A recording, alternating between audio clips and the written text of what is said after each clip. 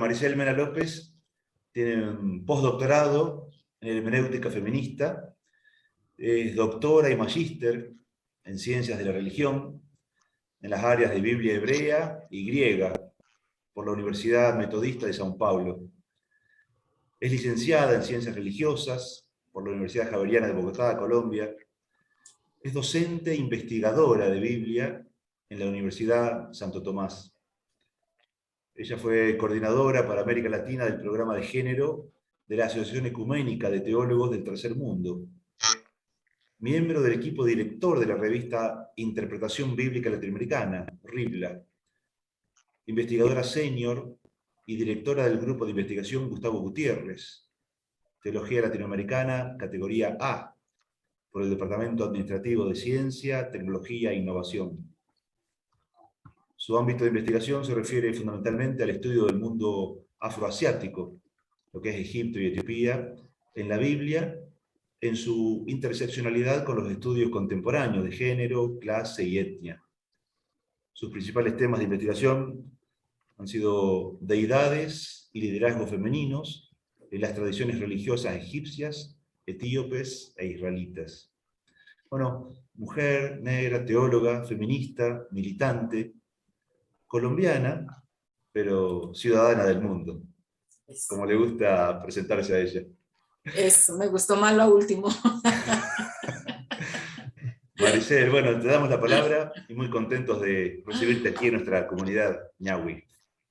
Ok, muchas gracias realmente Mariano y a todo el equipo que me estuvo como rastreando por esta invitación a compartir algo de estas caminadas, de estos saberes que se han ido construyendo también a lo largo de toda una trayectoria, ¿no?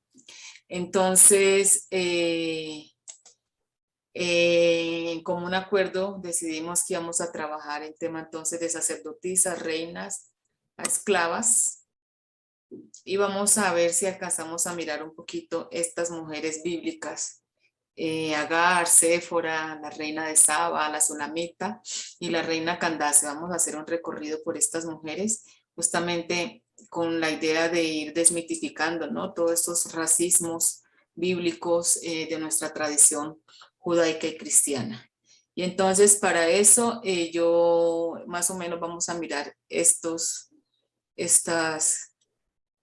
puntitos en esta charlita que vamos a tener. No sé si ustedes están viendo completo. El problema es que cuando lo pongo a presentación se queda como paralizado. Ya en algunas veces no me ha dado. Entonces vamos a seguir un poquito este rutero para nuestra presentación de hoy. No sé si agrando la pantalla mejor. Ustedes me dicen si se ve bien así. Está bien, se ve ¿Sí? Muy bien. Ok. Lo que veo es... Ok, vamos a... ¿Será que no agranda más para el otro lado? No. Vamos a moverse. Listo, entonces dejémoslo así. Vamos a mirar entonces dentro del marco de estos estudios culturales algunas claves con las que yo últimamente estoy trabajando para acercarme a los textos bíblicos. Desde estas colonialidades, ¿no?, que los estudios culturales han abonado, pero que yo me atrevo a decir que estos tipos de colonialidades ya están implícitos desde las colonias y desde las luchas de emancipación de las negritudes, de los pueblos negros, ¿no?, de las luchas de resistencia. Sabemos que las comunidades negras somos más de la oralidad, ¿no?, y del actuar, a pesar de que también tenemos un cuerpo teórico bastante importante. Y creemos que la academia o el mundo académico bíblico y de las otras ciencias en general tiene como una deuda histórica y debería como abrirse a estas nuevas lecturas. Entonces a los estudios postcoloniales, por ejemplo, de todas las negritudes que vienen justamente desde un legado mucho más allá. Entonces vamos a intentar mirar los textos desde estas perspectivas, la colonialidad del saber, ¿no? Que justamente esa epistemología que nos presenta un saber que tiene un centro concreto, en este contexto es el eurocéntrico, ¿no? En el mundo bíblico antiguo, el centro dentro del mundo israelita, pues se concentra en la ciudad de Jerusalén, ¿no? Las demás, los demás como estados están como a la merced de ese centro, ¿no? Entonces sabemos que hay centros hegemónicos, en este caso Jerusalén, centros periféricos en el Nuevo Testamento como Galilea y también otros, los pueblos cananeos en el caso del Antiguo Testamento, ¿no? O sea, es decir, el saber se construye desde esa perspectiva más eurocentrada, más semita, ¿no? De contar la historia y así nos la han transmitido. Y la colonialidad del ser también creo que es una categoría que nos sirve, que justamente nos presentan un modelo estético blanco, varonil, ¿no? De ser, y que ese modelo de alguna manera se constituye sobre la base de la negación del no ser, ¿no? En este caso, en este sistema mundo de esclavitud, ¿no? Y la colonialidad del poder, que tiene que ver también con esa explotación, amo, esclavo, ¿no? Esto ya nosotros lo sabemos. Silvia Regina, que también es una teóloga afro, nos dice que es importante prestar atención a la colonialidad del alma. Dice, y considero que es una de las más difíciles de deconstruir, porque tiene que ver con todas las bases y los fundamentos de nuestra fe, ¿no? De aquello que heredamos desde lo religioso y que nos da mucho miedo a veces movernos, desacomodarnos de todo lo que hemos construido. Y en el momento en que se nos mueven esas bases, parece ser que nos caemos, entramos entonces en el no creer, ¿no? Entonces, esa colonialidad está muy arraigada. Entonces, ¿cómo abrirnos a eso? Y también el concepto de Aníbal Quijano, ¿no? De la política del conocimiento, también viene de Wallerstein, de todos estos autores de las ciencias sociales, que la necesidad es colonizar esos centros de saber, de poder, ¿no? Y el reconocimiento de colonial, que es el giro que hacen estos estudiosos. Sí, aquí en Bogotá surgió ese movimiento del giro de colonial, ¿no? Santiago Castro Gómez, Catherine Paz y otros, ¿no? Que enfatizan el reconocimiento de saberes otros. Entonces, con este presupuesto teórico entramos, vamos a ver si entramos, para poder intentar, como dice Walter Benjamin, leer la historia a contrapelo. Eso es lo que nos están diciendo, descentralizar y mirar desde el otro lado. Para eso entonces comencemos a descentralizar las imágenes, ¿no? A descontextualizar. Esta imagen de Nefertiti que la tenemos en el Museo del Cairo y que al cine nos llegó también, parece ser que está fuera de contexto. Las investigaciones recientes han encontrado otras imágenes de Nefertiti justamente en la parte de Tel Amarna en Egipto y nos muestran estas otras imágenes. Entonces ahí nos preguntamos con qué nos quedamos, ¿no? Nos quedamos con esta ciencia positivista, más calcazoide, más blanca, que nos presentan y que nos descontextualizan, porque sabemos que el boom de la arqueología que vino a auxiliar los estudios bíblicos, en un primer momento pues hubo mucho saqueo, ¿no? Se fue para el mercado ilegal y muchas de estos descubrimientos fueron descontextualizados. Y también la arqueología también no es neutra. ¿Sí? También no es neutra, también nos presenta imágenes de ser que no corresponden con la realidad. Y aquí tenemos entonces a esta Nefertiti. Estas también son otras imágenes encontradas de Nefertiti, asociadas a Nefertiti. Miren el cabello, me llama la atención, las formas de cabello diferente a esas, a esas imágenes que sondean más los medios, ¿no? Como esas pelucas blancas así, en negras, ¿no? Cabello negro, que también hace parte, digo yo, de la estética también del mundo africano, ¿no? Nosotras las afros nos movemos mucho con nuestros pelos, ¿no? Con nuestros cabellos.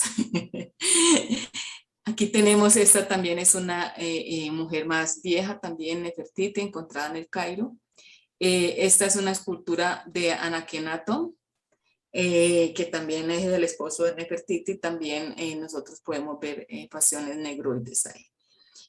Aquí también lo tenemos a él, estas últimas iconografías. Aquí la hermana de Tutankamón, entonces es la princesa Merikaten, también tiene el cabello que nosotros solemos ponernos, ¿no? El canecalón.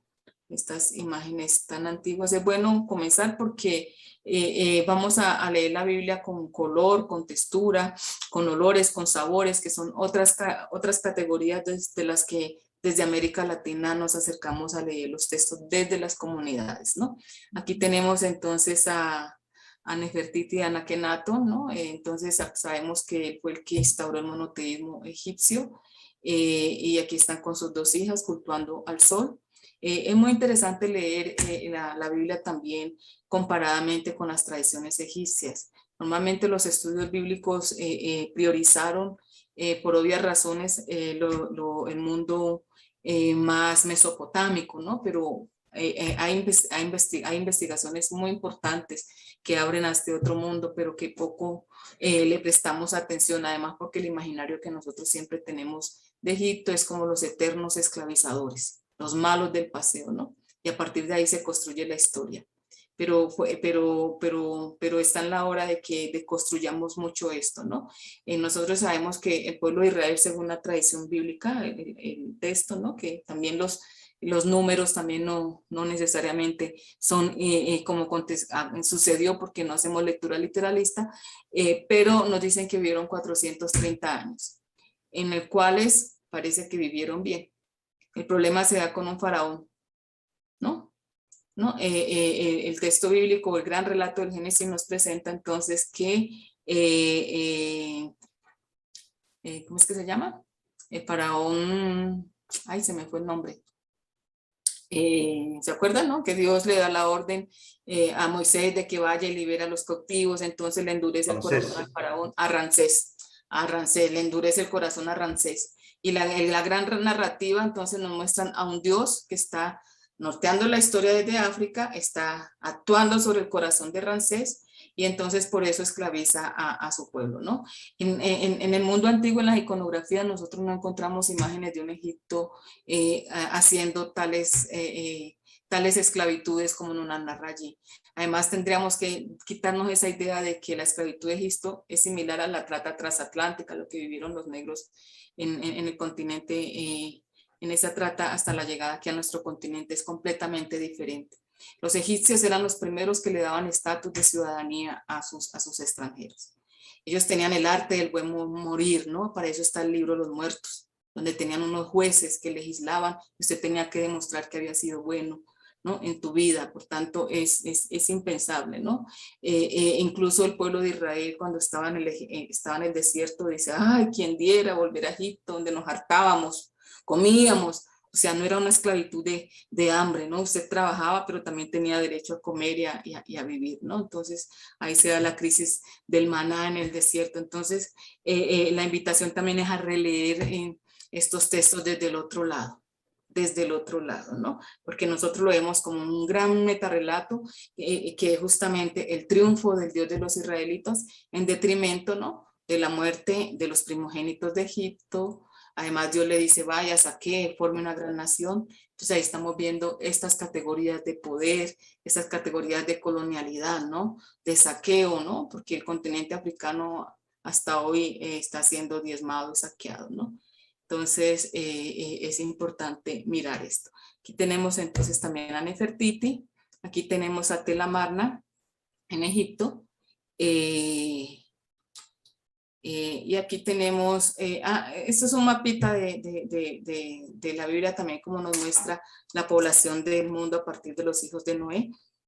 Interesante releer las genealogías, porque en las genealogías nos dicen que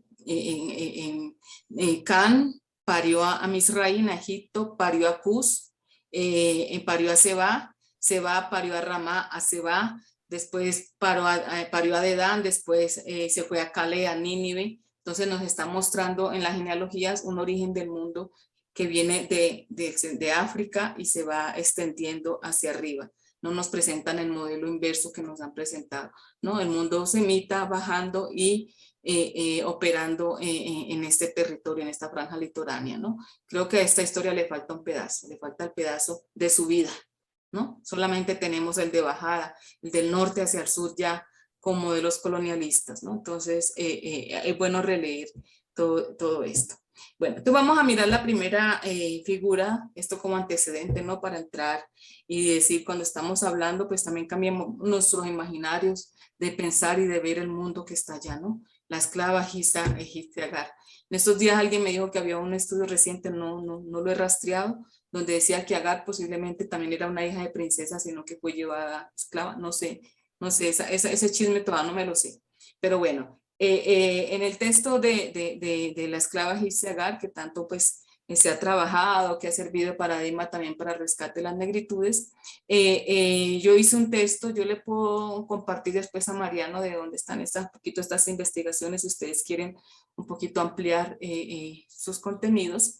Entonces tenemos Génesis 16, 1 a 6.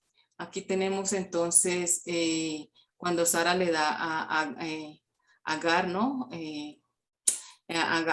Cuando, ¿cómo es? El primer relato, también en ese primer relato hay una peleita entre Sara y Agar, ¿no? Y también Agar se va y allá ve al Ro y a Dios que la ve y toda esta narrativa. Después tenemos en 21:1-9 los dos hijos ya nacidos, el uno se ríe del otro y entonces Sara también pide para que expulsen a este niño. Y en 22:1-9 tenemos el gran relato sobre lo que recae la narrativa, que es el sacrificio de Isaac. Entonces, me parece a mí que hay que leer estos textos para poder entender un poquito qué es lo que yo les voy a presentar. Para este análisis es interesante, hay un autor, Bergen, que él hizo un análisis de todo lo que sería el ciclo de Abraham y lo dividió en 21 partes. Y para ese autor, lo más importante de la narrativa está en la tercera parte, al final, el sacrificio de Isaac, la prueba de Abraham, ¿no? Que es justamente la lectura normal que nosotros tenemos. Este es el punto, el texto fundante de la fe israelita y de su imperativo ético no matar, ¿no? Entonces, él nos dice pero yo tomé justamente la misma estructura que él me forneció y para mí el centro no es allí. Para mí el centro está en Agar e Ismael 16:1-16, en 21:8-21, expulsión de Agar e Ismael. Son dos relatos. En la exégesis bíblica, cuando usted tiene un relato que se cuenta una sola vez, que se cuenta dos veces, quiere decir que tiene como mayor relevancia y mayor importancia, ¿no? Porque se repite. Además, si ustedes cuentan del 1 hasta abajo, el séptimo lugar está en Sara y Ismael, y si cuentan de abajo para arriba, el séptimo lugar está en la expulsión de Agar y Ismael. Si el número 7 es tan importante, también yo tomé como estos números para definir otros centros y deslocar. Y para decir hay que mirar para el otro lado. Y en este caso, para la narrativa de la esclava Agar y de su hijo Ismael. Es muy interesante que en el gran relato de Génesis de Génesis 22, entonces nos dicen que es el único hijo, Isaac, el que va a prueba, y uno se pregunta qué pasa con Ismael. Ismael no fue el primogénito, ¿por qué todo el amor se va para uno y no va para el otro? ¿Por qué la narrativa lo quiere sacar de escena? ¿Por qué cuando lo expulsan, estas vidas como que no importan? Importa el hijo de Sara y no importa el hijo de Agar. ¿Qué pasa con esto? Entonces, estas preguntas son importantes de hacerse. Entonces, yo hice algunas analogías entre los dos textos, especialmente entre el 21 y el 22, para sustentar un poquito la hipótesis de que el gran metarrelato patriarcal en torno del patriarca Abraham se sustenta sobre el robo, diría yo, epistémico de narrativas femeninas. Y aquí vamos a ver porque los textos se presentan como un tríptico, donde tenemos en la primera parte una crisis que se genera como una directiva humana. Sara le ordena a Abraham que expulse a Agar y a Ismael, y acá entonces es Dios quien le ordena a Abraham que ofrezca a su hijo como sacrificio. Aquí Abraham en principio no quiere, pero en el otro texto Abraham inmediatamente, porque es Dios que habla y va. En el otro, Sara es consciente de las circunstancias porque es la que la genera. En el otro, Sara desaparece, no es consciente, no sabe, el texto no nos dice si ella sabe que el hijo va a ser sacrificado. Agar, la madre de Ismael, no podía quedarse para ver morir a su hijo. Qué pena que el tiempo es tan corto porque sería bueno poder haber leído los textos. Aquí Abraham, el padre de Isaac, no podía dejar de ver, en verdad, participando de la muerte de su hijo. La acción tiene lugar en el desierto de Beersheba, aquí la acción tiene lugar en la tierra de Moriah. Entonces, estos dos textos tienen una similitud bastante grande. En el segundo, aquí vamos a mirar más entonces los contrastes o las similitudes. El primogénito es expulsado, se torna una gran nación. Aquí también se torna una gran nación. Es decir, Isaac, de los dos hijos de Abraham se forman grandes naciones. Dios promete hacer una nación a Ismael, también le promete una nación a Isaac. Abraham se levanta temprano, la intervención divina sucede, y la intervención divina aparece también el ángel que llama Agar, Agar, ¿no? Aquí Elohim llama a Abraham y se revierte el peligro, o sea, ya no va a sacrificar. Aparece agua de repente en el primer relato, aquí aparece un cordero de repente.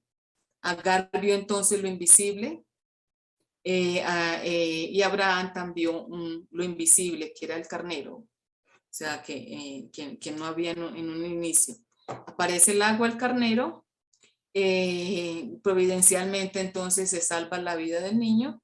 Agar vio lo invisible, Abraham vio el carnero, y Agar, espérese que se me está yendo la última diapositiva, creo que está muy grande, la última. Agar se apropia del agua, Abraham se apropia del carnero, Agar toma una esposa egipcia para Ismael y aquí Abraham toma una esposa mesopotámica para Isaac. Si ustedes están viendo, las analogías son bastante grandes.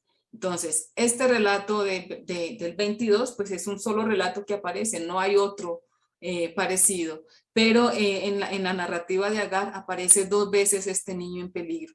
Y creo yo que ahí está una intencionalidad literaria bastante grande. Es decir, un relato que aparece casi duplicado con elementos aquí muy parecidos.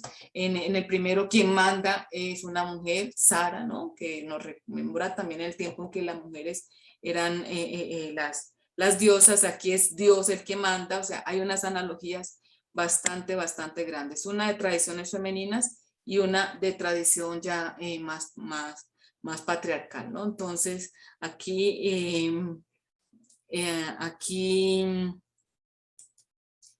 Agar y su relación con Dios, de Agar y su relación con Dios, podemos decir que ella es sujeto de compasión de Dios, le restaura el derecho, la hace hacer regresar junto a su hijo, al igual que Abraham le es provista el agua para su hijo.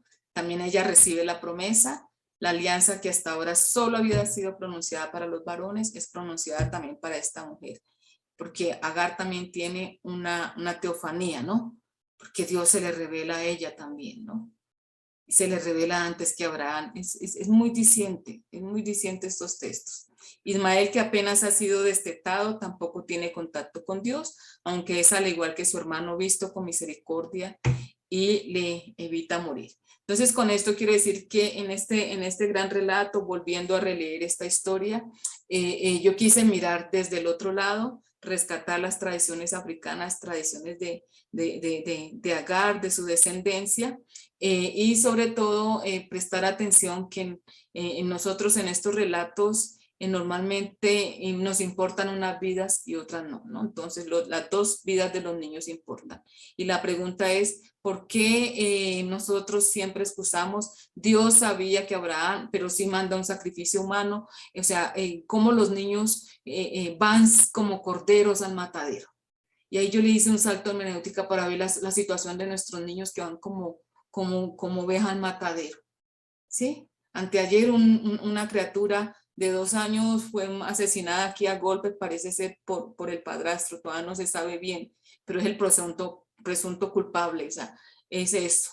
contra nuestros niños, la violencia que se ejerce y el sentido que tiene este imaginario. Entonces aquí en esta lectura rescatando estas vidas también de estos niños que tienen también color en este caso. Hasta allí esta primera representación de Agar, ¿no? Me gustaría escuchar ecos antes de ir a nuestra siguiente protagonista, que es Séfora.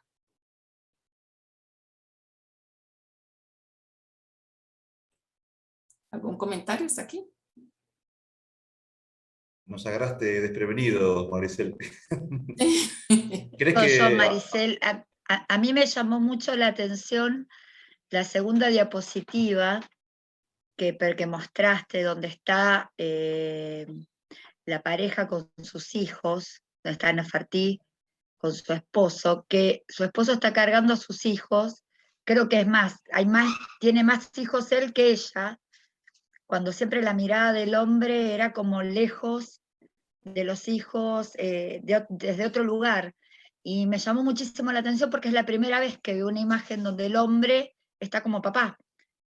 De hecho, él tiene 2 y ella tiene 1. Bueno, capaz que uno de madre o de mujer presta atención en esas cosas. El resto por ahí no lo vio. Pero bueno, me llamó mucho la atención porque siempre el hombre está en esa postura de patriarcado, de super escalón, y la mujer es como la sumisa, la que se hace cargo de los hijos, que es nuestra historia. Es así. Y la verdad me descolocó porque nunca había visto así esta imagen. De hecho, si usted lee, por ejemplo, las enseñanzas de Amenhotep y de varios, de Merikaten y de tantos otros textos, son los faraones, son los jefes de familia quienes dan estas instrucciones a los hijos. Aparece muy ligado, hijo mío, hay muchos textos de sabiduría ligados a esa relación paternal en el Antiguo Egipto. Llama mucho la atención que también se desplaza al Antiguo Testamento cuando se hacen estas religiones comparadas. De hecho, Proverbios 22 y los proverbios de Amenhotep son una copia irrefutable, ¿no? Los investigadores han encontrado unas analogías impresionantes. Aquí dice, les escribo esto en 30 tablillas, aquí también les dejo estos 30 consejos. O sea, cuando usted lo lee, cambia una que otra palabrita, pero este legado sapiencial, este imaginario de padre, pero también no le quitemos la tradición también de las escuelas, de la sabiduría que tienen las mujeres egipcias, ¿no? Yo también he trabajado un poco por allí, rescatando, desconstruyendo esa imagen del harén egipcio, y posicionando el harén como una escuela, ¿no?, de enseñanza, y donde las mujeres también participaban. Sí, gracias. Maricel, justamente eso te iba a preguntar, pues siempre se hablan de escuelas, ¿no? De tradiciones, de escuelas que van escribiendo los relatos bíblicos. Tengo entendido que estos relatos del Génesis son post-exilio, ¿puede ser así? Y si fuese así, ¿qué, qué podemos tener sobre alguna escuela de línea feminista, de mujeres que hayan intervenido en esos relatos? ¿No? Porque acá me llama mucho la atención esto que nos pusiste del relato duplicado, ¿no? Y que parece justamente la tinta de una mujer escrita ahí, ¿no? Así me llama mucho, no sé si se puede explicar un poquito eso. Sí, de hecho, nosotros sabemos que el Génesis 1 es mucho más posesílico y el Génesis 2.3 es más antiguo, ¿no? Según Wellhausen y todos estos autores que trabajan, ¿no? El más próximo, el Jardín del Edén, a las tradiciones egipcias, al contexto Salomón y las tradiciones egipcias, y en el posexilio, el primero, ¿no? Donde aparece el Tohún, ¿cómo es? Cuando usted comienza la descripción del paraíso inicial, usted mira que cada uno de ellos corresponden también a divinidades astrales, ¿no? Laila, la noche, o sea, mucha de esa tradición está por detrás del Génesis 1. Y llama mucho la atención porque es en el contexto donde los sacerdotes escriben y donde la religión israelita va tomando su tinte y su netamente patriarcal, ¿no? En el sentido de que ahí es donde sale todo lo que nosotros llamamos el judaísmo del segundo templo, que es ya marcado por las leyes de impureza, por la expulsión de las extranjeras, por una cantidad de elementos que no nos favorecen a las mujeres, ¿no? Si una mujer da luz no sé cuánto, si da un niño 33 días de impureza, pero si es una niña se le duplica 66 porque su impureza es doble, o sea, todo eso lo da y todo con relación al cuerpo, ¿no? El judaísmo, pero en ese contexto me atrevo a decir que las voces de resistencia femenina son muy fuertes y sobre todo las voces de resistencia femenina de las mujeres extranjeras, por eso las están sacando, porque las mujeres extranjeras son un peligro. Incluso hoy en el mundo musulmán, por ejemplo en Somalia, ni siquiera la Cruz Roja puede llevar mujeres porque le hacen la cabeza a las otras mujeres. Entonces, porque las mujeres extranjeras un poco más emancipadas y más ligadas a tradiciones astrales, ¿no? Como lo vemos allí, que se camufla, que tiene que ver con sus divinidades, aparecen en los textos, en estos textos. ¿Sí? ¿Seguimos? Gracias, Maricel.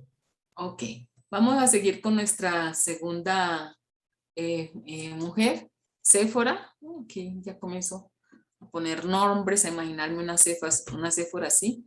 Y de Séfora vamos a leer este versiculito nomás, ¿no? Tenemos varias, Séfora aparece muchas veces en la Biblia, ¿no? Que la mujer de Moisés aparece en una tradición que es una cusita etíope, ¿no? En otra tradición dice que es una kenita, en otra tradición dice que es madianita. No obstante, la historia de la investigación del Antiguo Testamento asume que es Madián, ¿sí? Y cuando asume Madián, asume el mundo más caucasoide, más semita, ¿sí? Pero hay dos testimonios igual que apuntan hacia África, la kenita y la cusita etíope. Cus es el nombre que se le dice a los etíopes en el Antiguo Testamento. Etiopía es el nombre que el mundo griego le da, ya con una diferenciación, rostro quemado.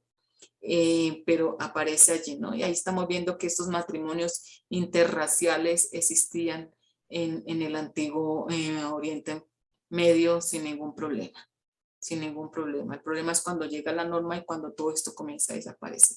Entonces, si alguien me ayuda a leer estos 3 versiculitos, por favor, y vamos pensando qué nos llamó la atención. ¿Sí? Dale, comienzo yo, el primer versículo. Quizá después el 25 puede hacer lo otro.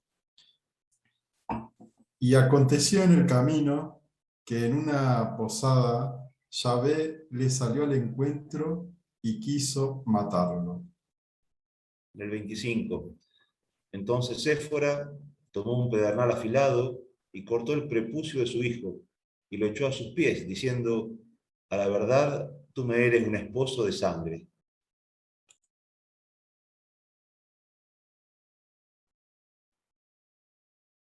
Y así le dejó ir. Y ella dijo: esposo de sangres a causa de la circuncisión.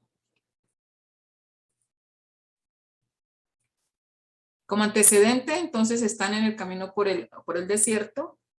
No se sabe por qué Yahvé se enoja y quiere matar a Moisés en medio del camino del desierto. Y en ese momento entonces Séfora interviene y hace este ritual de circuncisión.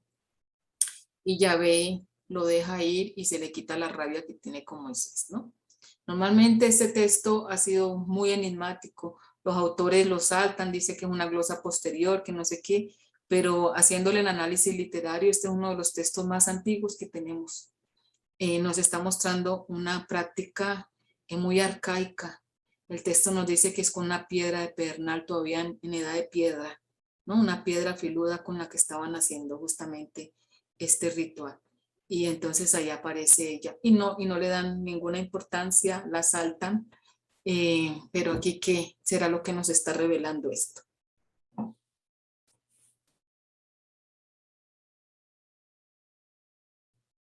¿Nada? Maricel, yo pienso que es como un acto de violencia y de defensa, de una forma de defensa de la mujer, ¿no? Inteligentemente, pero que va a mostrar, digamos, a través de la sangre el hecho que va a centrar, digamos, el hecho en la violencia que, que está en el hombre, digamos. Ujú. Y Pero esto del sí, perdón, el, María. el esposo de sangre a través de la circuncisión, eso llama la atención, o sea,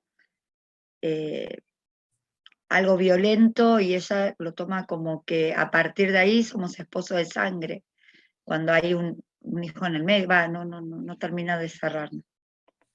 Pero fíjense que eso que ustedes llaman acto violento es lo fundante. Para mí este texto es etiológico, es quien funda lo judío por excelencia, que es la circuncisión.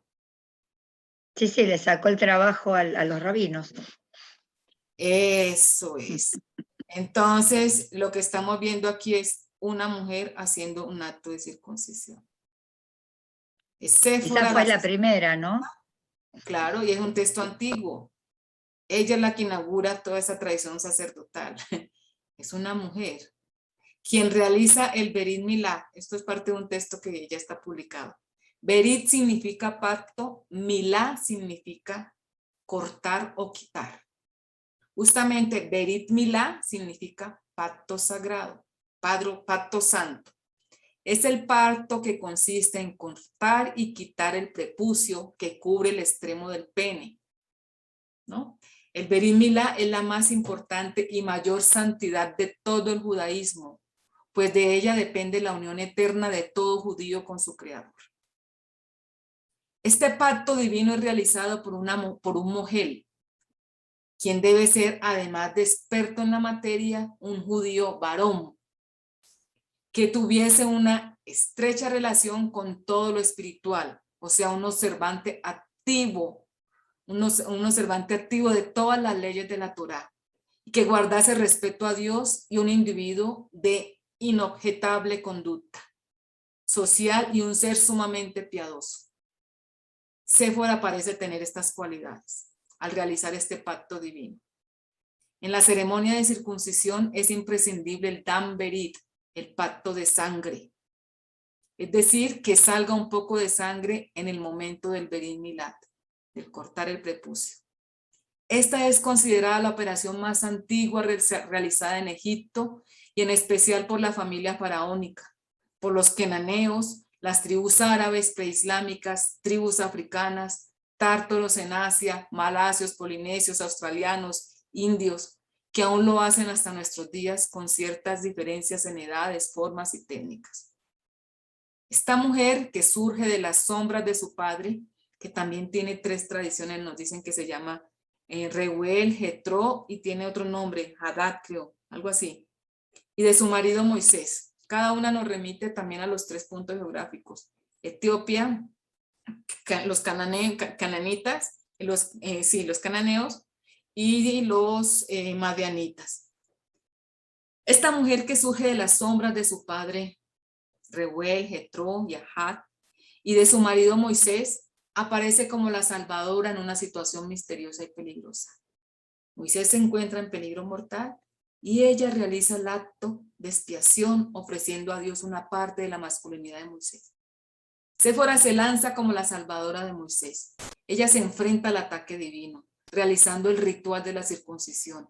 Ella corta el prepucio de su hijo, toca los pies, ¿no? Los pies es un eufemismo para hablar de los órganos genitales de Moisés y pronuncia estas palabras: ciertamente eres esposo de sangres para mí. Ella hace un pacto de sangre. La expresión esposo de sangres es enigmática. El hecho de que el narrador del verso 26 intentara explicar la expresión sugiere que la comprensión textual de la frase era ambigua. El escritor bíblico no explica cómo Séfora supo la manera de librarse de esta situación amenazante. ¿Cómo supo? Normalmente en el gran metarrelato que nosotros nos cuentan nos dicen que quien introdujo a Moisés dentro del judaísmo es el suegro de él, ¿sí o no? El suegro de Madianita fue el que le enseñó. Y aquí estamos mirando que le enseñó, pero no le enseñó lo más sagrado del judaísmo. Y ahí es donde uno se pregunta, ¿la tradición judía ya era una tradición preexistente en África? Es una pregunta, ¿no? Y que vamos a seguir iniciando. Entonces, este texto yo lo publiqué en Estados Unidos por Orbit Book, este texto. Y salió también en español en Dabar, en México. Se llama Por causa de una mujer etíope, y justamente lo que quiero señalar en un texto, este texto que es bastante largo, es el robo también del sacerdocio femenino, ¿sí? El robo del sacerdocio femenino. Aquí nosotros estamos viendo la única mujer en toda la Biblia que hace una circuncisión es aquí. Esa práctica para los judíos se pasa para los varones consagrados y no sé cuántas, y desaparece estas actividades sacerdotales donde las mujeres parecían. ¿Alguien estaba levantando la mano? Sí, Alfredo, por favor. Alfredo, por favor. Alfredo se fue. Hola, sí, buenas noches. ¿Me Hola. escuchan? Sí. Sí, quería preguntarle, señorita Maricel, Séfora, entonces, tuvo durante la época de Moisés, vendría a ser en ese tiempo la esclava o la sirvienta de la princesa que lo encontró en el canasto a Moisés cerca del río. Gracias. Sí, Moisés fue sacado del río, ¿no? Pero esta esposa de Moisés, según la tradición, nos dice que Moisés parece que en el camino, porque en esa travesía por el desierto, entonces llega a Sinaí, ¿no? Ahí él se casa con esta Séfora, con esta mujer, ¿no? Y la tradición siempre nos dice que es madianita de la península arábica, para más una vez decir que de África no viene nada.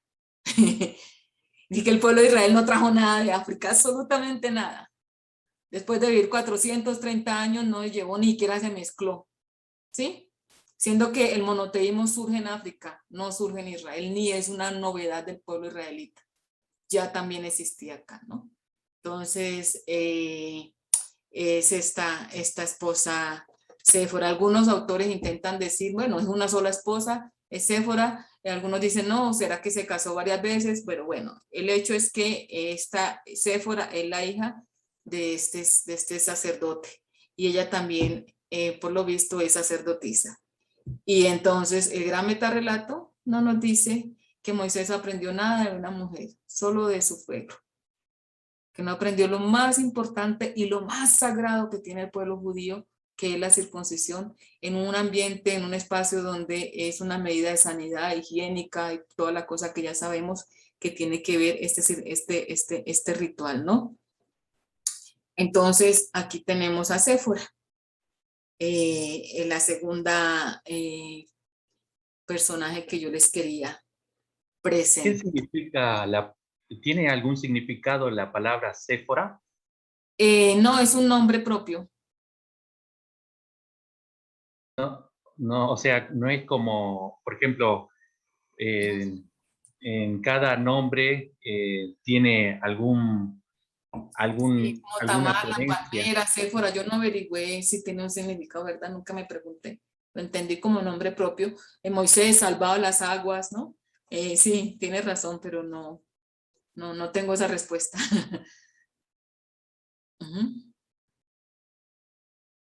¿Cómo vieron a nuestra Séfora? Además viene de una tradición que no es judía, es de otro grupo.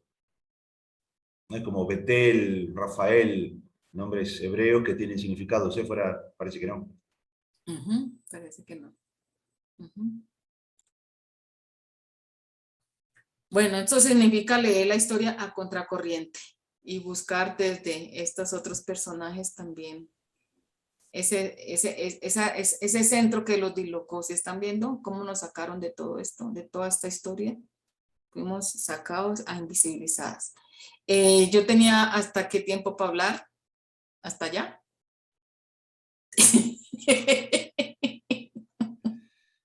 No, pero da gusto escucharte, así que si quiere le metemos un poquito más. Ok. Entonces vámonos con nuestra reina de Saba. De la reina de Saba entonces ya sabemos que escuchó la fama de Salomón, que vino a probarlo por medio de enigmas, llega a Jerusalén con un número de camellos, piedras preciosas, aromas, ¿no? Y Salomón le dio todo lo que tenía en su corazón. Salomón resuelve todas las preguntas, no hubo nada que el rey no pudiese resolver. Y después de ese intercambio de presentes, entonces Salomón le da todo con la mano del rey, con toda la nobleza, y ella se devuelve para su tierra. Este es un texto que las feministas casi no han indagado, aunque es interesante porque en los últimos tiempos sí he visto estudios sobre la reina de Saba, justamente porque es de esas figuras que viene y como que se acopla al patriarcado, ¿no? O sea, es importante porque entra en la dinámica del texto, ¿no? Sin embargo, este texto hay que explorarle, tiene mucho significado, tiene muchas cositas detrás, ¿no? Yo hice una lectura de esta reina de Saba, también desde estas decolonialidades, ¿no? Intentando mirar la geopolítica, los lugares geográficos, en este caso Jerusalén y Saba, entonces nos meten en el tiempo, en el espacio, uno se pregunta quién es Cuso, Etiopía en su geografía, que estamos hablando del continente africano, ¿no? Ubicando un poco y mirando que en el mundo antiguo el reino de Cus abarcaba tanto la península arábica como la parte del continente, como vamos a mirar un poquito en el mapa, mirando que hacía parte y cómo esta geopolítica del conocimiento nos quitó esta parte de la geografía. Y no la semitizó, no la puso, no la blanqueó, ¿no? Pero el mundo antiguo, el reino de Cus, abarcaba todo esto. Y para decir justamente que la tendencia de las investigaciones de los siglos XVIII es justamente esta tendencia de desafricanización de Egipto, de todo esto, la negación de que del continente africano venga algo y venga todo un legado sapiencial de sabiduría de mujeres. Y el texto nos está diciendo que ella vino a probarlo, es decir, la sabiduría de ella. Ella viene de los famosos sabios de Oriente, ¿no? Pero son tradiciones africanas, sapienciales, de sabiduría, ¿no? Lo que yo intento mirar un poquito, cómo se da ese derrocamiento y cómo nos roban esta geopolítica en el mundo bíblico, que es importante retomarla, ¿no? Estos documentos, también rescatando la tradición matriarcal, ¿no? Casi todos los autores no les gusta, dicen que nunca hubo matriarcas, pero sí hubo matriarcas, sí hubo mujeres, reinas que gobernaban. Incluso en África todavía hay algunas comunidades netamente matriarcales, ¿no? Que tienen. Entonces, intento como ubicar esta tradición, además que también era una tradición solar dedicada al culto al sol, a la luna, a la fertilidad, también tenía todos estos elementos, esta tradición y la tradición toda de esta sabiduría. Miro también la colonialidad del ser y del saber y del poder en esta mirando cómo en estos textos nos llevan a que la mujer como que se doblegue al poder del varón, pero ella vino con enigmas, ella vino de una tradición, trajo acertijos, ella fue la que se planteó, no fue el rey, ¿no? Pero parece ser que nos quiere mostrar como un juego de poder. El rey no le quedó nada. Parece que extrajo todo hasta la sabiduría de la mujer, y entonces Salomón se sienta y se posa como el rey más sabio del que la humanidad tiene noticias, ¿no? Pero esa sabiduría de Salomón se da no solamente por el contacto de la reina de Saba, sino por el contacto también con tantas mujeres del harén, ¿no? Del harén, que también son portadoras de sabiduría. Víctor, tú ibas a preguntarme algo.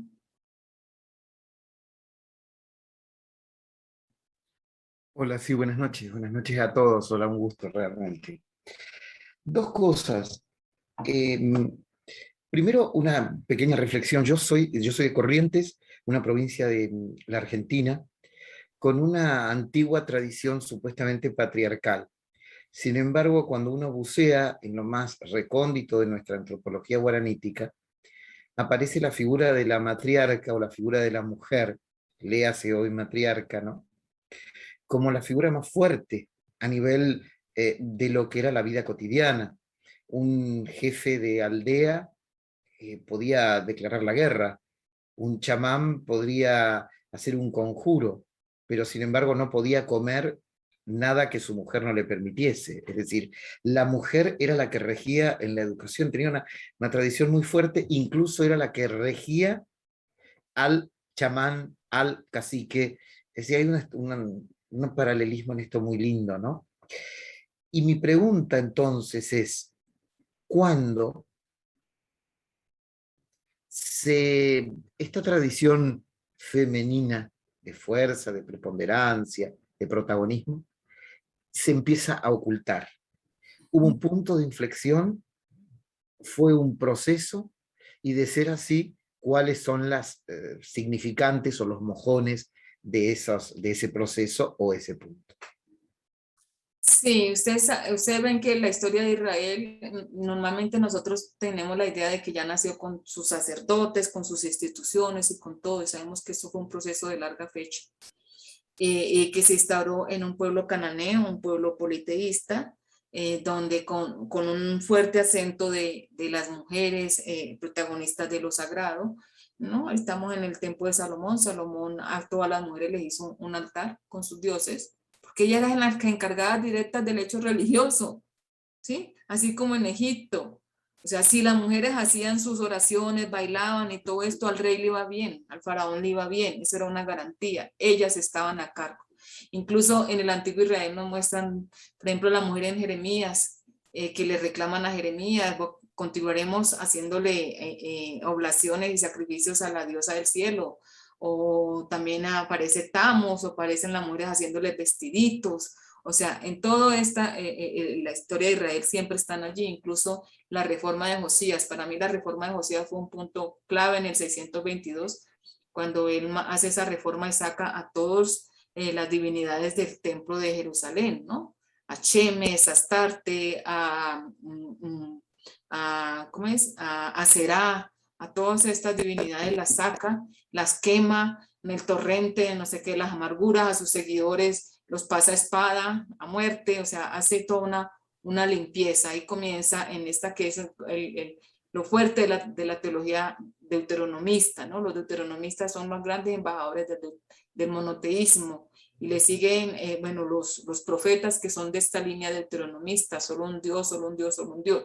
Entonces ahí en el siglo VI comienza todo esto, y esta idea llega a su punto de inflexión, como tú dices, en el posexilio, con toda la teología saducita sacerdotal, donde ya las mujeres les colocan su punto final, y el punto de ellas es allá atrás, al lado casi de los leprosos, y comienza todas estas cuestiones de pureza e impureza, o sea, nos sacan de esto. Pero en medio de todo eso, creo yo que el proceso todavía continúa, porque en el exilio aparece la sinagoga, no se sabe ni dónde apareció, todo apunta que posiblemente cuando destruyen el templo de Jerusalén, los que se quedan acá son los más pobres de los pobres, a reconstruirse sobre cenizas. Y los que quedan a reconstruirse sobre cenizas, sin un referencia a un templo, comienzan, tienen las casas como lugares de oración, casas con patio, los patios de las casas, que es lo más cercano a una sinagoga en el tiempo de Jesús que nosotros podemos tener. No es una capilla, ni mucho menos, es una casa. Por eso las comunidades cristianas comienzan su proceso de evangelización en el espacio de la casa. Por eso el movimiento de Jesús está lleno de tantas mujeres que le seguían. Esa idea que nosotros siempre tenemos que eran cero a la izquierda, no todas siempre decían que le seguían una multitud de mujeres y niños, ¿no? Y vemos un movimiento, digo yo, que fue un movimiento catalizador para las mujeres del primer siglo. y con varios roles.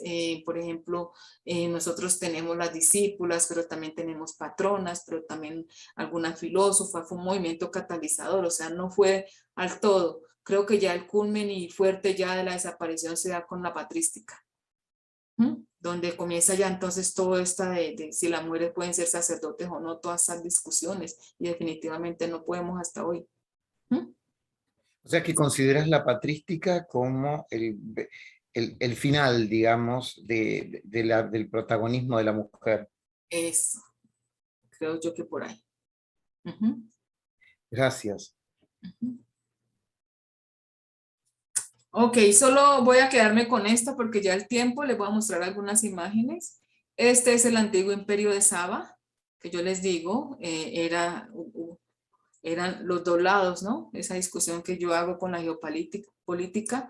Era un reino fundado alrededor de 1500, con algunos breves periodos de control abisinio.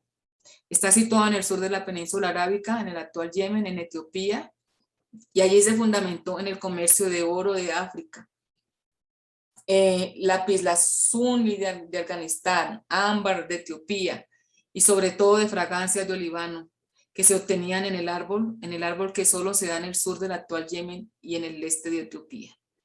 Es interesante, y cuando uno ve literatura, Heródoto, todo como nos cuenta, en la Ilíada de Homero nos dicen que en Etiopía habían todas esas riquezas, que además había una mesa del sol poniente, donde la gente, cuando Poseidón se aburría, llegaba a comer, a gozar del festín, del relajamiento, y en esa tierra, entonces ellos copulan como ganado, pero era una cosa. Ay, tristeza grande. ¿Qué es Etiopía hoy, gente? Tristeza grande. Llevan muchos siglos, no es solo desde la colonia, gente. Tenemos una deuda muy grande en recontar la historia, y no dejo de emocionarme con esto, porque uno habla de esto y el viento se lo lleva y la palabra se lo lleva, porque uno no está diciendo nada nuevo, o no podemos movernos, o esto no nos incomoda, bonito, pero no cambia nada. Nuestra teología, todo continúa siendo monocultural. Nuestros referenciales continúan los mismos y continuamos invisibilizando pueblos y culturas en nombre de Dios. Estas son imágenes diferentes de la reina de Saba. Aquí en 1430, ella es la mujer de todos los colores y está en las tradiciones del libro. Aquí Felipe II, aquí en cine, aquí en la tradición etíope, que nos cuentan la historia de Salomón y la reina de Saba en cuadritos, que nos dicen que Menelec es el hijo de la reina de Saba y Salomón, y que Menelec y la reina de Saba fundaron el judaísmo en Etiopía, y que es uno de los judaísmos más antiguos que tenemos, que en los años 80 fueron rescatados de Etiopía y llevados a Jerusalén varios de estos grupos llamados falachas, judíos negros, con una tradición judaica todavía de la época en que andaban con el Arca de la Alianza. Todavía se pregunta dónde está el Arca de la Alianza.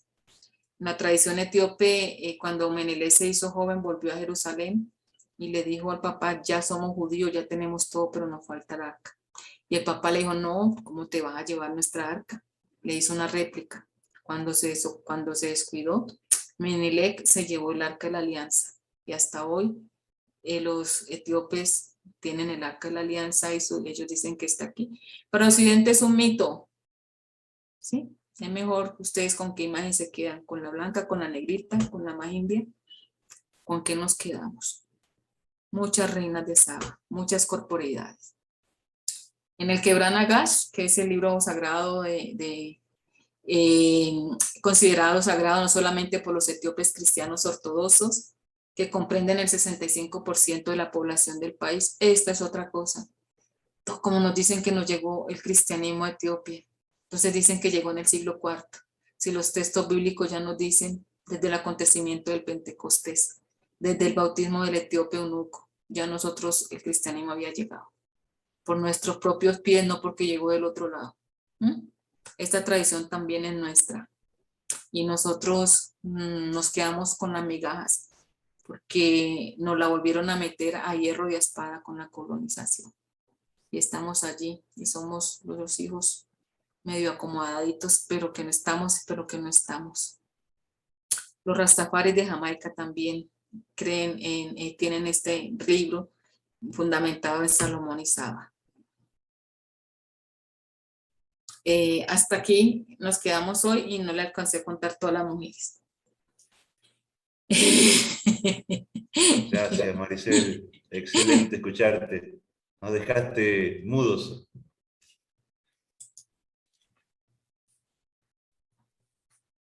Yo me atrevo a, hacer un comentario, no es una pregunta. Nos hablabas de esta nueva lectura de la Biblia, que incluye la corporeidad, que a veces se considera tan pecaminosa, tan negada, de los sentidos, una lectura con olores, colores, texturas, esta relectura. Y realmente tiene consecuencias porque no la hacemos, o no aparece en los hechos una nueva mirada sobre la Biblia, una relectura, una nueva interpretación. Y es una idea que viene surgiendo varias veces en estos encuentros. La Biblia quedó con la interpretación de siempre y no la estamos aprovechando. No nos está diciendo nada. Y si nos dice, no estamos escuchando. Y si alguien escucha un poquito, no lo estamos llevando a la práctica. Quedó libro muerto, libro histórico, libro de tradición, tremendo.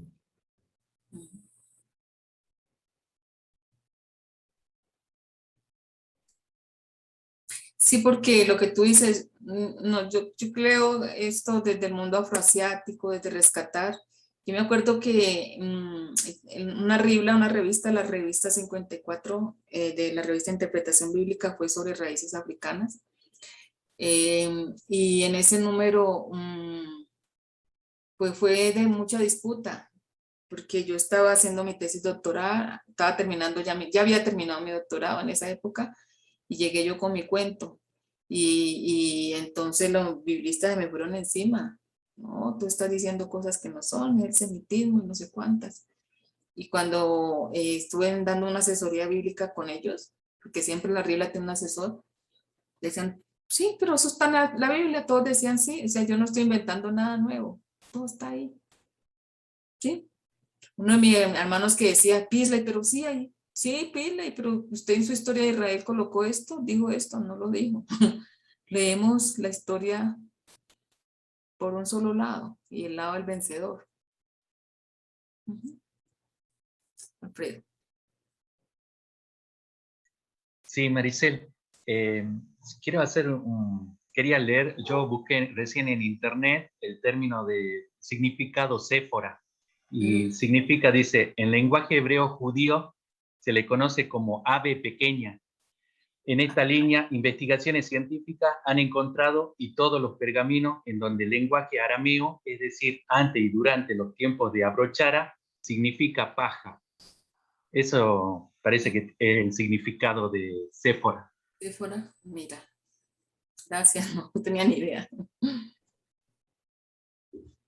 Y también quería decir, cuando dijiste que la religión, como es monocultural, debería ser policultural, ¿verdad? Porque, o sea, el mundo está constituido por diferentes pueblos, civilizaciones y por ejemplo, cuando los colonizadores vinieron al continente americano, se impusieron por la fuerza, llevando, o sea, la religión como imposición. Pero según acá en la cultura maya, los aztecas, en la parte de México, ellos también tenían una historia del origen del mundo, de la creación de un Dios, también parecida a la religión nuestra, la cristiana. Y Claro, eso quería acotar solamente. claro, yo creo que es una apertura a que la Biblia no es el único texto revelado, también las culturas mesoamericanas, las indígenas, tenían sus maneras y sus cosmovisiones. Y creo que nosotros en América Latina hemos alimentado un bibliocentrismo, ¿no? Fuera de la Biblia no hay nada, o sea, y yo creo que está en la hora de que leamos comparadamente con estas otras tradiciones que les debemos mucho, ¿no? El diálogo nos enriquece.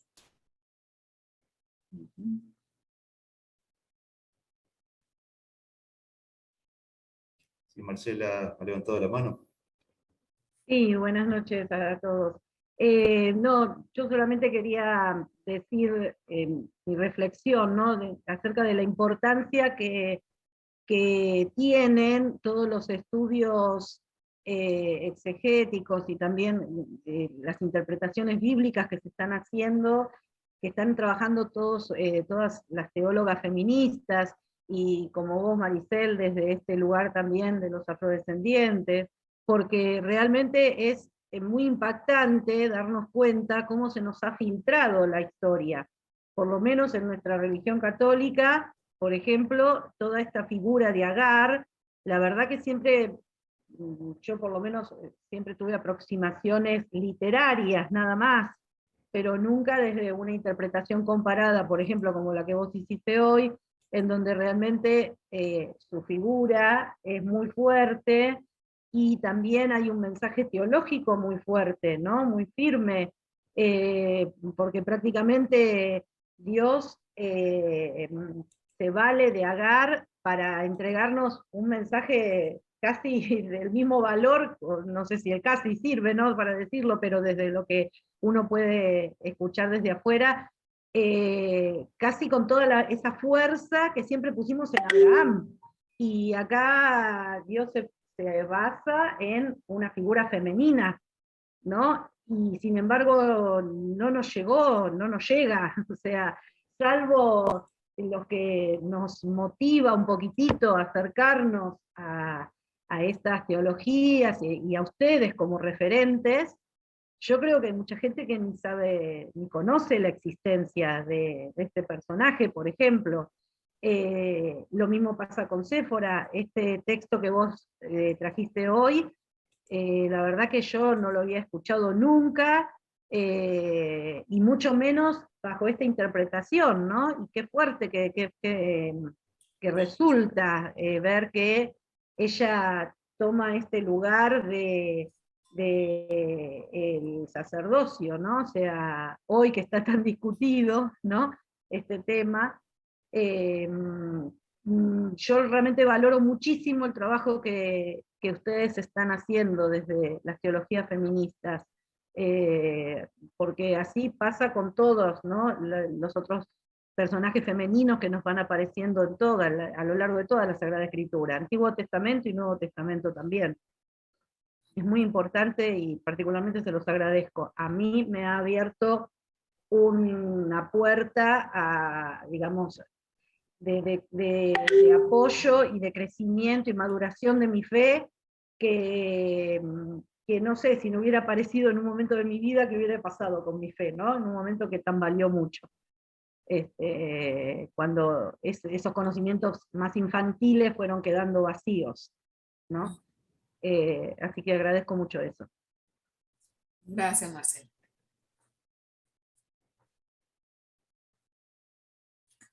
Hola. Sí, Maricel. Yo estoy todavía con el tema, cuando han leído los parrafitos eso de Séfora, por ejemplo, la circuncisión, o sea, ¿qué significado tiene? O sea yo le hallo de la sangre, que es la unión entre el varón y la mujer, pero en sí, la circuncisión, el corte del prepucio, tiene algún significado, ¿verdad? Sí, es el pacto, como dije, el Danberit es el pacto. Y miren que muy interesante, porque ella coge y ella es la que dice, eres esposo de sangre por la circuncisión. Ella es la que lo está presentando a Yahvé con su circuncisión. Ella es la que está haciendo ese pacto e introduciéndolo. Entonces, yo me atrevo a decir heréticamente que por causa de Séfora es que vino el judaísmo y vino todo esto, no por culpa, no por su papá, por ella es que vino eso, ¿no? Entonces sí sabemos que la circuncisión es lo más sagrado, ¿no? Es todo el judío, toda la discusión también, recuerden todas las discusiones en el Nuevo Testamento, si la circuncisión, si no, porque es parte del ritual sagrado, ¿no? De consagración. Sí, y aparte, creo que la circuncisión, y comparado con otras culturas, casi la mayoría le toman mayor importancia en esa parte del hombre, bueno, tanto mujer y varón, que se refiere a la simbología de la sexualidad, que ahí comienza todo, me parece. Pues, puede ser, sí, yo te entiendo en el sentido, pero lo que pasa es que sí, la sangre, pero ustedes se acuerdan, aunque, vuelvo a decir, aunque parezca erótico, pero es que la religión surge de la relación sexual. La relación sexual era lo más sagrado. En las religiones antiguas, entonces, y los mismos cultos de fertilidad, ¿no? Así como un hombre fecunda a una mujer, Dios mandaba su lluvia seminal para que diera muchos frutos, o sea, esa metáfora de la sexualidad siempre está, pero la sangre también después pasa a ser el símbolo de impureza más grande, ¿no? No es pureza, sobre todo la sangre menstrual de la mujer, ¿no? Y el que toca a una persona herida con sangre, ¿no? O sea, con toda la teología sacerdotal del Segundo Templo, ya comienza a verse todo esto, a cambiarse, ¿no? Pero la sexualidad era lo más cercano a la divinidad que podía existir. María José, no sé si yo doy la palabra o Mariano, no sé. El espacio es tuyo, Maricel, lo está haciendo muy bien. Gracias. Dale, María José. Hola, Maricel. Saludos desde Talcahuano, en el centro sur de Chile. Saludos a todos. La verdad que hola, Víctor, no te había saludado. Si examino hacia atrás, creo que para mí es algo nuevo todo lo que me cuentas, que he podido un poco empezar a profundizar con otros espacios también que he tenido. Cuando pequeña o cuando joven no tenía conocimiento de estas figuras en la Biblia, nunca se me enseñaron. O sea, nunca en mi enseñanza conocí ni sabía de Séfora, Agar, ni nada. Entonces, para mí es algo novedoso y algo muy importante. Lo uno también, que veo un retorno también a las raíces, a la historia profunda, y que representa también esa herencia negra, ese afrofeminismo en la historia de la salvación, y no solamente en lo que se nos quiso mostrar. Y también en lo particular, para mí es importante para reconocer también mis propias raíces dentro de mi pertenencia a un pueblo originario de Chile, al pueblo mapuche. Por tanto, hago ese paralelo, me sirve mucho también de recuperar, de reconocer las ancestras, los ancestros, de ir a las propias raíces. Desde ahí te agradezco, y más de lo que entregaste, se abre como un mundo que es como harta información, creo yo, que tengo que procesarla, leer más para poder tener más elementos para compartir, pero ya con que se abra esto el corazón y a la mente, lo agradezco mucho. El tema de la herencia, de las raíces, de las mujeres en la historia, las mujeres en la Biblia, lo que representan las mujeres actualmente, y también cómo desde la historia podemos verlas. Así que gracias por eso. Sí, María José, gracias. Y justamente por eso el título provocador que poníamos, o sea, de sacerdotisas, reinas, esclavas, comenzamos con la imagen de esclavitud, que no es, ¿no? O sea, es una imagen también para acentuar, ¿no? Pero que detrás de esa imagen pues vemos todo este proceso, ¿no? Entonces, conocer la historia es importante, ¿no? Porque nuestra historia no comenzó solo en la colonia, o sea, ni mucho menos. Y todo lo que ha hecho este racismo institucionalizado ha sido demasiado fuerte, ¿no?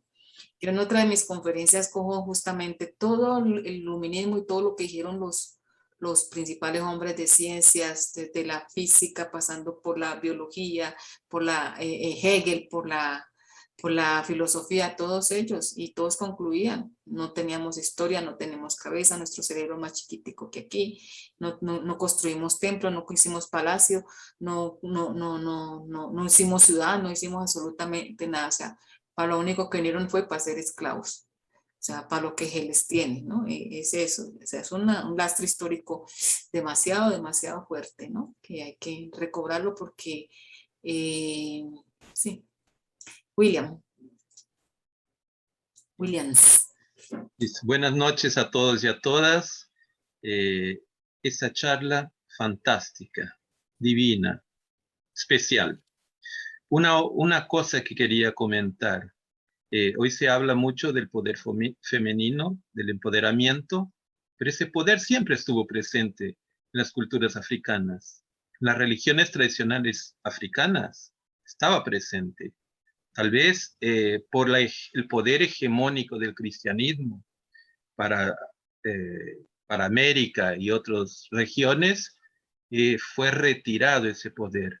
Y lo podemos manifestar en América también, como el poder de preconcepto de discriminación. Si hablamos de la santería en Cuba, del vudú en Haití, del candomblé o de otra en Brasil y otras manifestaciones. Yo le pregunto a Maricel, tal vez, tiene más conocimiento, más propiedad.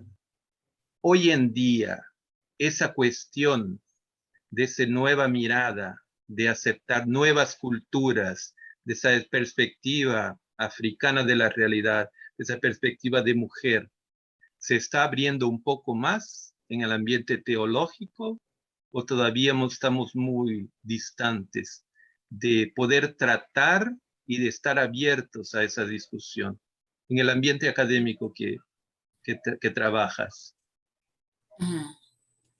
Mira, ¿qué te digo? No ha sido fácil el camino.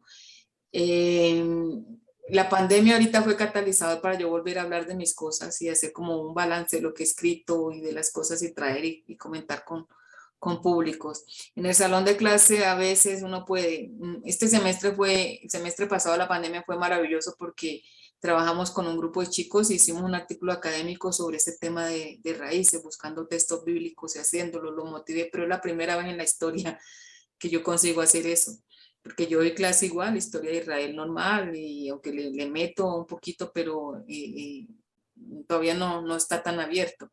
Y justamente porque uno mete alguna cosita ya a veces comienza la estima, ¿no? La profe feminista, no sé qué, y ya ya se abre y como que le descalifican a uno su discurso si uno mete un poco de esto, ¿no?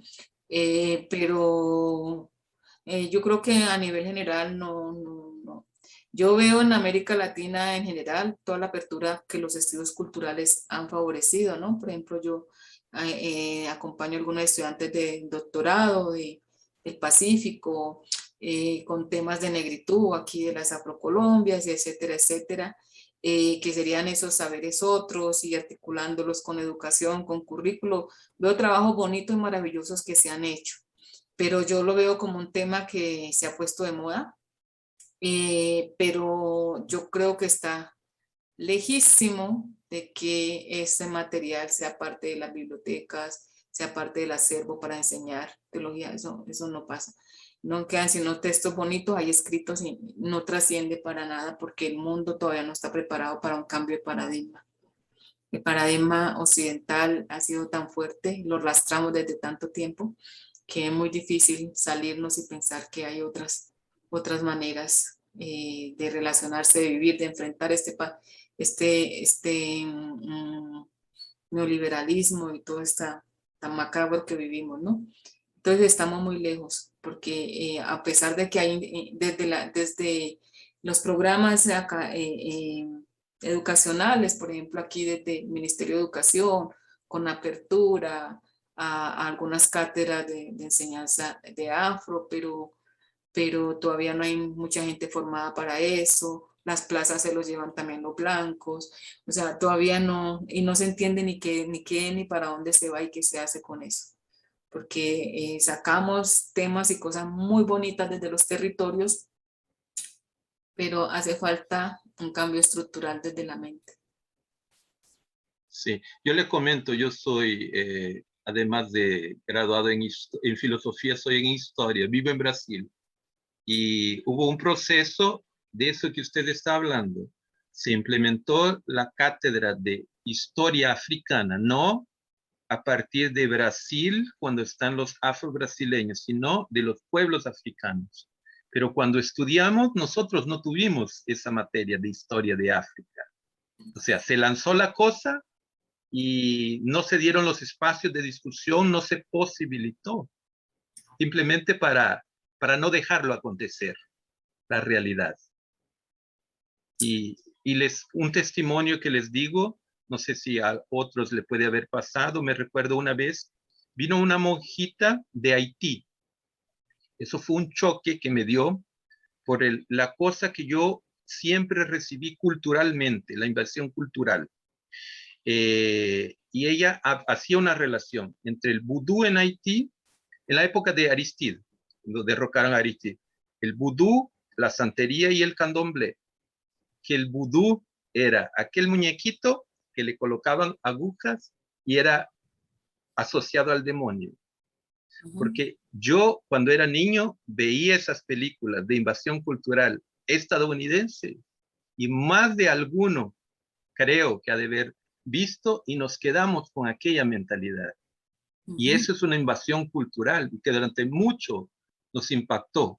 Y eso, si no vamos a nuestras raíces, a enterarnos, a entrar en conflicto con nuestras propias convicciones, continuamos reproduciendo ese material. Exacto. Es una cosa que esa charla me llamó mucho la atención hace muchos años, pero que a veces nosotros mismos cargamos en eso, ¿eh? Y a veces no continuamos discutiendo para mejorar, intentar crecer como personas. Sí, a mí, por ejemplo, me sirvió mucho el haber vivido en Brasil, haber ido a Candomblé. La primera vez yo también iba con mis fantasmas. No crean, y eso que yo ya hablaba de las cuestiones de cristianismo enculturado, pero meterme allá y entrar en un terrero y que llegue allá Changó y me saque a bailar y toda la cosa, yo iba temblando, la verdad, por todos los preconceptos que uno tiene, ¿no? Pero doy muchas gracias de haberme encontrado con ese mundo porque me abrió el horizonte a mis ancestros. Marcela. Sí, yo pensaba, si también te lo consulto, ¿no? A modo de pregunta, si no pensás que si bien cuesta mucho que todavía cambie este paradigma desde los ambientes más académicos, no se está dando un movimiento desde las bases. Pareciera que desde las bases hay un acercamiento o una búsqueda de estos vínculos con Dios a partir de lo más profundo o de esta visión, ¿no? También desde los movimientos feministas, ecológicos. Da la sensación como que estamos volviendo a revalorizar nuestros orígenes de los pueblos, ¿no? En cada lugar, los vínculos de esos pueblos originarios con la tierra y a partir de eso con Dios mismo. Yo me acuerdo que vos cuando estuviste en el Raspanti hiciste una oración para comenzar la jornada ese día, haciendo una oración con los 4 elementos, que fue, pero a mí me movilizó muchísimo porque yo todavía estaba muy cerrada en ese momento, o sea, mi cabeza no podía captar cómo llegaba Dios a partir de los 4 elementos, por ejemplo, que parecía algo fuera de la religión. Y vos me hiciste ver algo que yo no había descubierto nunca antes.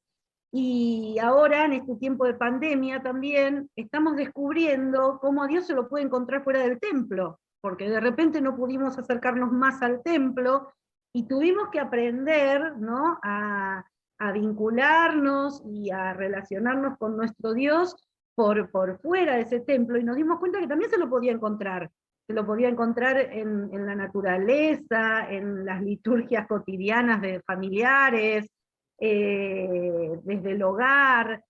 Es un movimiento muy fuerte, pero me parece que es un movimiento que ya ha empezado, que la búsqueda está abierta y de alguna manera está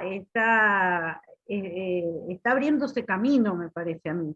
Quizá, bueno, debe ser muy difícil, ¿no? Ir contra tantos años de patriarcado, pero yo creo que hay un movimiento de base, ¿no? Que nos está llevando a encontrar a Dios por fuera de esas estructuras que nos han presentado siempre. Sí, y hay un crecimiento de esto que la pandemia ha posibilitado, pero también hay un crecimiento de los fundamentalismos y de los lenguajes de odio que también se han posibilitado. Estamos en los dos polos, ¿sí? Pero yo creo más en fortalecer estos espacios de microsaberes que se van forjando y se van poniendo en, como dicen aquí, en minga de ritualidades y de cambios y de transformaciones, ¿no? Bueno, este mismo espacio es un espacio de esa búsqueda, creo. Este es un espacio de eso. Le damos la palabra a Víctor, ¿quiere? Y como para ir ya terminando y cerrando, nos queda, Maricela, una preguntita antes de Víctor, perdón. ¿Hay material que nos vas a pasar? ¿Lo podremos difundir después? Sí, te puedo pasar algunos textos en esto, aunque sí, yo no sé si Academia Edu tiene acceso abierto. Creo que yo estaba diciendo, pero hay gente que no puede. Yo te mando alguno de estos, por lo menos Lo que se pueda compartir nos viene bien. Sí. Gracias. Perdón, Todo Víctor. lo que está publicado, esto de la Reina de Saba apenas está saliendo por allá en la Universidad de Comillas, apenas. No, todo bien. Dos temas que se tocaron acá. El primero, bueno, por una cuestión de, incluso de Claudio lo sabe, de algunos trabajos míos en libros anteriores. Me interesaría mucho, si tenemos tiempo y tenés un segundo, que pudieras desarrollar el concepto que tiraste a lo último, o hace un momento, donde dijiste el erotismo como origen de lo religioso.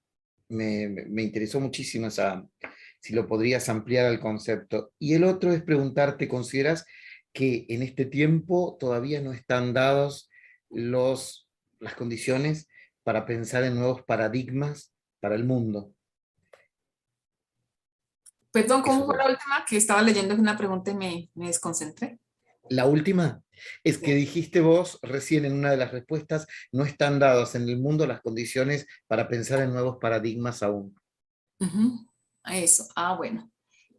Sí, yo creo que hay muchos escritos ya sobre la erótica, que es, por ejemplo, Marilú Rojas Salazar trabaja mucho esa cuestión de la erótica, pero también desde los estudios de las religiones, o sea, cuando uno comienza a leer desde el origen, ¿no? Y eso, Marina Gimbutas y muchas otras arqueólogas que han traído todo este mundo, ¿no? De primero diosas, después las hierofanías, ¿no?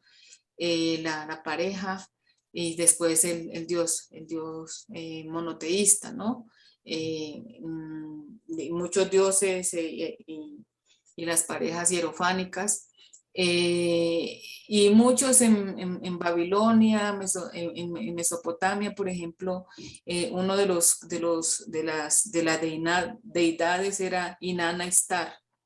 Inanna Ishtar. Es muy interesante esta figura de Inanna Ishtar porque ella era la diosa de un templo y tenía una sacerdotisa a su cargo. La sacerdotisa se llamaba Eneduana. Y Eneduana hoy se dice que ella es la mujer de las letras, la primera escritora. Y busquen la Eneduana. Hay una cantidad de salmos, poemas muy similares a los bíblicos, ¿no? Pero ella son salmos a Inanna Ishtar. Oh, madre creadora y todo esto. Inanna Ishtar también tiene esas dos manifestaciones. También ella es una diosa, ¿cómo se dice? Transgénero. es bien interesante, porque también abre a este otro mundo, ¿no? Porque saben que las divinidades anteriores también es la proyección de lo que nosotros somos como humanos, y esas realidades también existían, ¿no? Y los cultos a fertilidad, sexualidad dentro del templo eran parte de esto, ¿no? Parte de esta relación con la sexualidad, ¿no? Con la fertilidad y con todo esto, con la erótica, con el cuerpo. Y ahí valdría la pregunta, ¿cuándo nos quitaron el cuerpo? El derecho a sentir, a tantas cosas. ¿Por qué hicieron tanta castración con nuestro cuerpo, no? Que realmente la historia de la sexualidad de Occidente y Foucault y todo esto que trabajan estas microfísicas del poder tienen que ver justamente con estas negaciones de corporidades, y que va aquí, y corporidades es sexualidades, es erótica, es encuentro, es toque, es movimiento, es tantas cosas, ¿no? Nancy Cardoso ha trabajado mucho este tema de las eroticidades también. Entonces, reclamar eso también como parte de esta integralidad del cuerpo, ¿no? No esa dualidad, sino estas otras dimensiones que tienen mucho más que ver con volver a nuestras raíces ancestrales. Gracias, Maricel. Impresionante escucharte, muy iluminadora. Muchas, muchas gracias. Claudio, ¿cómo hacemos para cerrar nuestro encuentro? Gracias, Mariano. Maricel, no tengo palabras. Solo agradecimiento. Gracias por cómo sos, por lo que nos abriste, lo que nos trajiste.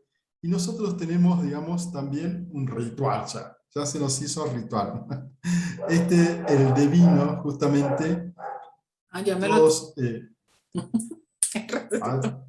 usted también, sí. Maricel. Con una copa de vino nos pedimos a todos aquellos que puedan prender su cámara, ¿no? También su micrófono si quieren, con una copa de vino, ¿no? Si yo antes de la copa de vino hago una cuña, el próximo jueves, una cuñita así. Pues va a ser, sí, que necesitamos también apoyo, porque ustedes saben que este trabajo no es fácil.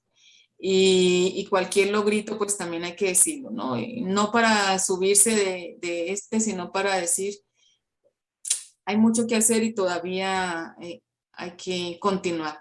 Entonces, la Escuela Superior de Teología, si yo quiero, yo le comparto a Mariano para que, pues vamos a homenajear a 5 teólogas latinoamericanas por su trabajo. Le va a dar el título de doctor honoris causa. ¿Por qué es importante el apoyo y que ustedes vayan? Porque ya han habido intentos de boicot, ya están diciendo que allá está entonces toda la ideología de género, bueno, etcétera, etcétera. Ustedes saben que hay un sector fuerte que no apoya estas causas. Entonces sería bonito si nos apoyaran en esto que es no sé, es de todos, es de América Latina, creo yo, y sabemos lo difícil que es. Mire, hace como 2 añitos a una teóloga mía aquí, Carmiña Navia, después de toda su carrera trabajar en una universidad pública, fue la primera mujer en toda la historia de esa universidad, con no sé cuántos doctores honoris causa que recibió ese título. O sea que eso no es fácil para las mujeres, porque es un título creado de hombres, para curtir el ego intelectual de los varones. ¿Sí? Ya. Excelente, Maricel. Sí, mandanos el link y ahí contá con Ñawi, que vamos a estar allí. Vamos a estar apoyando esa causa y nos parece muy justa poder estar también apoyando. Así que contá con nosotros y de nuevo, pero muchas gracias por este espacio, por esta sabiduría que compartiste y bueno, bienvenida también a esta comunidad pequeña, pero vamos creciendo. Muchas gracias, Maricel. Bueno, gracias a ustedes, chicos. Gracias a todos los presentes también. Hasta luego. Buen fin de. Gracias igualmente. Comunidad, les comento, y también Maricel, el viernes que viene vamos a estar, no sé si la conoces, a Camila Joselevich, ¿no? De México. Vamos a estar hablando de un tema muy particular, gnosticismo antiguo, los gestos de la heterodoxia, resonancia para pensar en el presente. Así que todos invitados. Vale, chao. Chus. Un abrazo. Vale, Salud. chao. Gracias por estar a todos. Chao, chao. Chao. Chao, gracias.